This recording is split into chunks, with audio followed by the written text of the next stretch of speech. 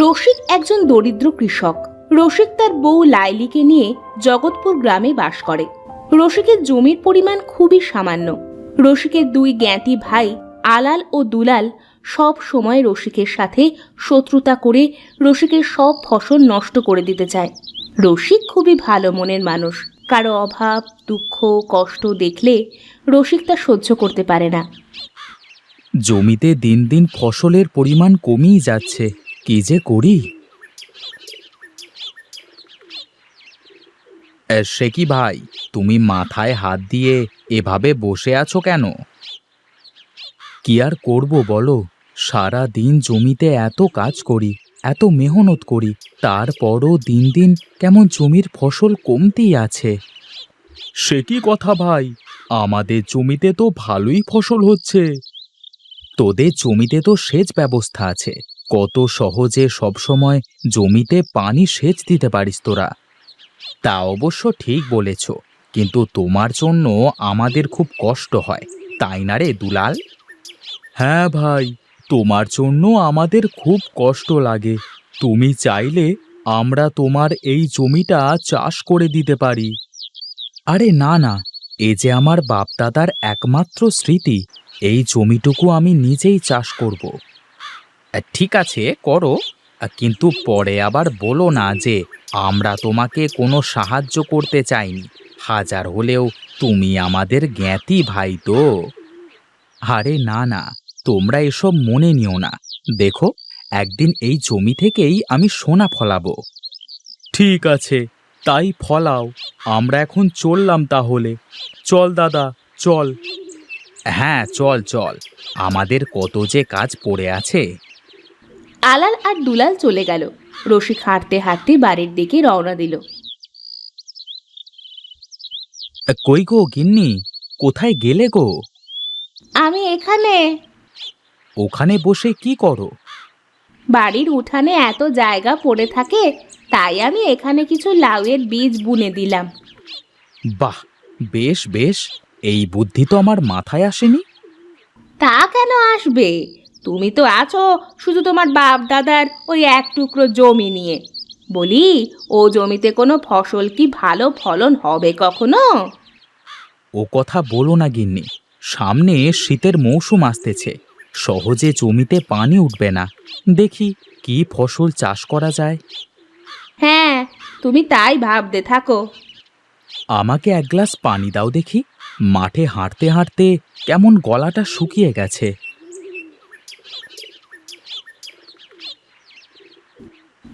লাইলি ঘর থেকে এক গ্লাস পানি নিয়ে এসে রসিককে দেয়।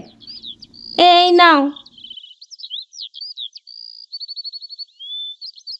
বুঝেছ গিন্নি, আলাল আর দুলাল আমার সাথে মশকরা করে। ওরা মনে করে আমি বোধহয় ওদের চাটুকারিতা কিছুই বুঝি না। ওরাই তো যত নষ্টের মূল। ওদের জন্যই তো আজ আমাদের এই অবস্থা।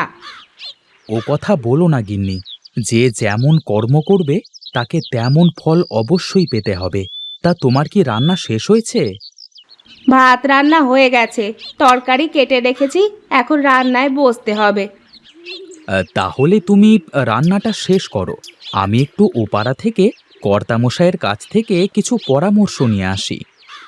ঠিক আছে, তবে তাড়াতাড়ি এসো কিন্তু, আমার তরকারি রান্না করতে বেশি সময় লাগবে না কো। রসিক হাঁটতে হাঁটতে কর্তামশাইয়ের বাড়ির দিকে যেতে থাকে। যেতে যেতে রসিক দেখে কর্তামশাই রাস্তায় দাঁড়িয়ে আলাল ও দুলালের সাথে কি নিয়ে যেন কথা বলতেছে। রসিক দূর থেকে দেখে একটা গাছের আড়ালে লুকিয়ে পড়ে। আলাল আর দুলাল কথা বলা শেষ করে চলে গেলে রসিক এক পা দুপা করে কর্তামশাইয়ের দিকে আগায়। কিরে রসিক, কোথায় চললি এই সকাল সকাল? আগে কর্তামশাই, আপনার কাছেই যাচ্ছিলুম, তা আপনাকে যখন পথই পেয়ে গেলাম, এখানেই শেষ করি। যা বলবি একটু তাড়াতাড়ি বল বুঝলি, আমি একটু গঞ্জে যাওয়ার জন্য বের হয়েছি। তোর কর্তামা বায়না ধরেছে গঞ্জের ওই মিষ্টি পান খাবে। তা আপনি কষ্ট করবেন কেন কর্তামশাই? আমি গিয়ে এনে দিচ্ছি। আরে না না, তাহলে যে তোর কর্তামা আমাকে আর আস্ত রাখবে না। কেন কেন কর্তামশাই? এই পাগলটারে কি করে বোঝাই? ওরে, ঘরে কি তোর কথা চলে নাকি তোর গিন্নির কথা চলে? এবার বুঝেছি কর্তামশাই। ওরে শোন শোন রসিক, বাইরে আমি যতই যাই করি না কেন, ঘরে গেলে আমার সব ক্ষমতা শেষ হয়ে যায়।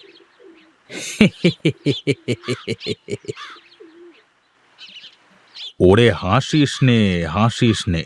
সব পুরুষের ওই একই সমস্যা, সবাই ঘরে বাঁধা। যাই হোক, বল আমি তোর জন্য কি করতে পারি? আসলে কর্তামশাই, আমার খবর সবই তো জানেন। আসছে শীত মৌসুমে আমার জমিতে কি ফসলের আবাদ করা যায়, আপনি যদি একটু বলতেন। তোর জমি তো অনেক নিচু, হালকা বৃষ্টিতেই পানি জমে যায়। তার উপর তোর আবার ওই দুই একবারে বদমাইশ জ্ঞাতি ভাই আছে। ওদের কথা আর বলেন না কর্তামশাই। আমার কাছে এসেছিল দুটো, কি সব বলে গেল। আমি এক কান দিয়ে শুনে অন্য কান দিয়ে বের করে দিলাম। এখন আমি কি করব, আমাকে একটু বলেন দেখি। ঠিক আছে, আমার মাথায় থাকলো। এখন যাই, দেরি হয়ে গেল, গঞ্জে আবার ভিড় জমে যাবে। তুই কাল সকালে একবার আমার সাথে দেখা করিস, কেমন? আগে কর্তামশাই, ঠিক দেখা করব। কর্তামশাই গঞ্জের দিকে রওনা দেয়। রসিক আবার বাড়ির দিকে ফিরতে শুরু করে। রসিক কর্তামশাইকে খুব বিশ্বাস করে। কর্তামশাই খুব ভালো মানুষ, সে কাউকে খারাপ বুদ্ধি দেয় না। সবাই কর্তামশাইয়ের বুদ্ধি নিয়ে গ্রামের সব কাজ করে বলে সবাই ভালোবেসে তাকে কর্তামশাই বলেই ডাকে।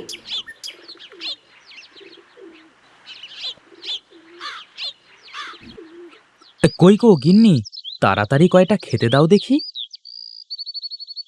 তা কর্তামশাই কি বলল তোমাকে? কাল সকালে একবার দেখা করতে বলেছেন। তুমি হাত মুখ না ধুয়ে খেতে বসবে নাকি? যাও, হাত মুখ ধুয়ে এসে বারান্দায় পাতিতে বসো, আমি খাবার নিয়ে আসছি। রসিক হাত মুখ ধুয়ে বারান্দায় গিয়ে বসে। লাইলি ঘর থেকে খাবার এনে রসিককে খেতে দেয়। বাহ বাহ, তোমার হাতে মনে হয় জাদু আছে গিন্নি। হয়েছে, তোমার আর অত বেহায়াপনা কথা বলতে হবে না। এগুলো বেহায়াপনা কথা তোমাকে কে বলেছে? তাছাড়া বই কি। এগুলো হলো ভালোবাসার কথা পাগলি। হয়েছে হয়েছে, এখন খাওয়া শেষ করে তুমি ঘরে গিয়ে বিশ্রাম নাও তো দেখি, আমার এখন অনেক কাজ বাকি।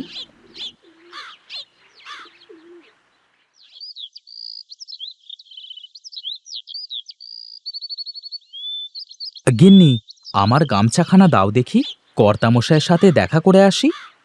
লাইলি ঘর থেকে গামছা নিয়ে এসে রসিককে দেয়। এই নাও, ভালো করে শুনে এসো কি বলে। ঠিক আছে গিন্নি, আমি এই যাব আর এই আসব।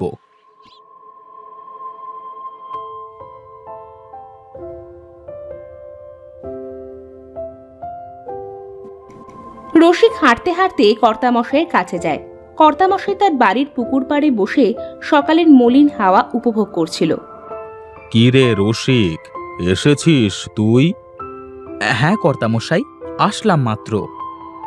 শোন শোন, আমি তোর জমির বিষয়ে ভেবে দেখলাম, সামনে তো শীতকাল আসছে, তুই তোর জমিতে পেঁয়াজের চাষ করতে পারিস। তা কেমন করে কি করলে ভালো হয়, আপনি একটু বলে দেন দেখি। এই শোন, আগে জমিটা ভালো করে চাষ দিবি, তারপর বাড়িতে পেঁয়াজের চারা বানাবি। এরপর সেই চারা একটু বড় হলে জমিতে লাগিয়ে দিবি, কেমন? ঠিক আছে কর্তামশাই। রসিক বাড়ি চলে আসে।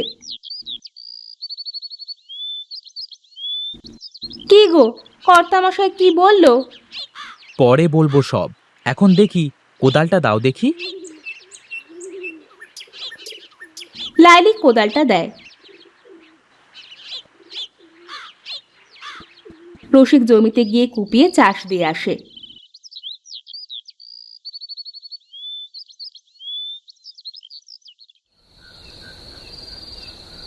কি গো, কর্তামশাই কি বললো তা তো কিছু বললে না তুমি? কর্তামশাই পেঁয়াজের চাষ করতে বলেছে। এই নাও, এই বীজগুলো ভিজিয়ে রাখো দেখি একটা কাপড়ে করে। লাইলি পেঁয়াজের বীজগুলো কাপড়ে মুড়ে ভিজিয়ে রাখে। কই গো গিন্নি, বীজগুলো দাও দেখি।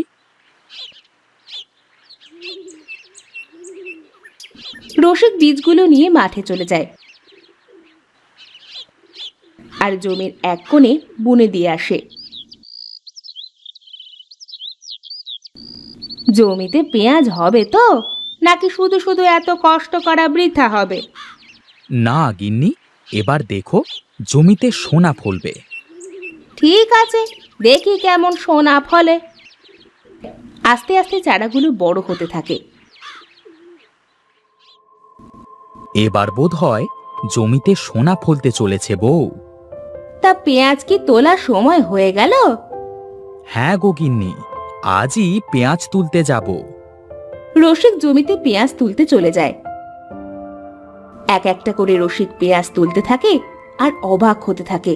এত বড় বড় পেঁয়াজ রসিক আগে কখনো দেখেনি।